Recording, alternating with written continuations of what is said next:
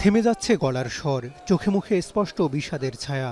কাঁদতেও পারছেন না মোসাব্বিরের স্ত্রী। সান্ত্বনা দেবার মানুষটির নিথর দেহ পড়ে আছে হাসপাতালের বেডে। স্বেচ্ছাসেবক দল ঢাকা মহানগর উত্তরের সাবেক সাধারণ সম্পাদক আজিজুর রহমান মোসাব্বিরের স্ত্রী ঢাকা মেডিকেল কলেজের সামনে এখানে ওখানে ছুটাছুটি স্বামীর লাশ বুঝে নিতে। বুধবার রাত ৮টায় কারওয়ান বাজার এলাকার তেজতুরি বাজার গলিতে গুলিবিদ্ধ হয়ে নিহত হন আজিজুর রহমান। এমন হত্যাকাণ্ডের বিচার চাইতেও যেন গলা আটকে যাচ্ছিল তার। অবশ্যই আমরা বিচার চাই, আর আমরা কর্তৃপক্ষের কাছেও দাবি করব সুষ্ঠু বিচার হোক। এরকম ঘটনা আগেও ঘটছে, এখনও ঘটতেছে, সামনে ভবিষ্যতেও ঘটবে। এগুলোর যদি সুষ্ঠু তদন্ত আর বিচার না হয় তাহলে এগুলো ঘটতেই থাকবে। মোসাব্বির হত্যাকাণ্ডের খবরে ঢাকা মেডিকেলে ছুটে আসেন তার স্বজন, সহযোদ্ধা, সহকর্মীরা। এমন হত্যাকাণ্ডের পেছনে বড় শক্তি জড়িত বলে দাবি তাদের।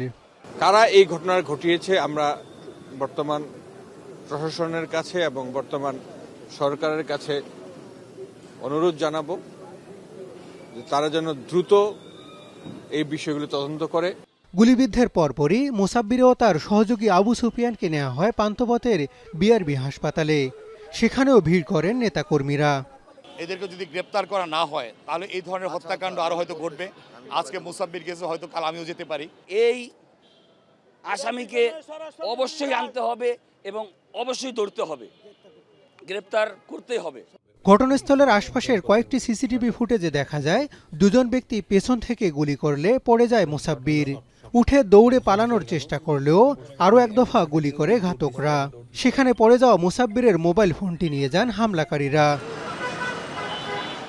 ঘটনাস্থলে আসেন সিআইডি, পিবিআই সহ বিভিন্ন গোয়েন্দা সংস্থার কর্মকর্তারা। এ সময় ডিএমপির তেজগাঁও জোনের ডিসি জানান, ঘটনাস্থলে ৩টি গুলির খোসা পাওয়া গেছে। দ্রুতই ঘাতকদের চিহ্নিত করা হবে বলেও জানান তিনি। ৩টি গুলির খোসা পেয়েছি এবং ঘটনাস্থল থেকে একটু দূরে মুদি দোকান রয়েছে দুটি। তো ওনারা দৌড়িয়ে ভিকটিম মুদি দোকানের সামনে গিয়ে পড়ে গিয়েছিল। সিসি ক্যামেরা ফুটেজ বিশ্লেষণ করব। এখানে ওনাদের আত্মীয় স্বজনের সঙ্গেও কথা বলবো। উনি একটি দলে ছিলেন, দলের নেতাকর্মীদের সাথেও আমরা কথা বলবো, ওনার কোনো বিরোধ ছিল কিনা। সামগ্রিক বিষয় নিয়ে আমরা কাজ করব। গেল কয়েক মাসে গুপ্তঘাতকদের নিখুঁত নিশানায় রাজনৈতিক নেতাদের, এমন পরিণতিতে শঙ্কিত সাধারণ মানুষ। হাসান আল মাহমুদ, এখন, ঢাকা। শিয়া বাটার ও ভিটামিন ই সমৃদ্ধ লিলি বিউটি সোপ, তারুণ্যময় উজ্জ্বল ত্বকের জন্য। রিমার্ক,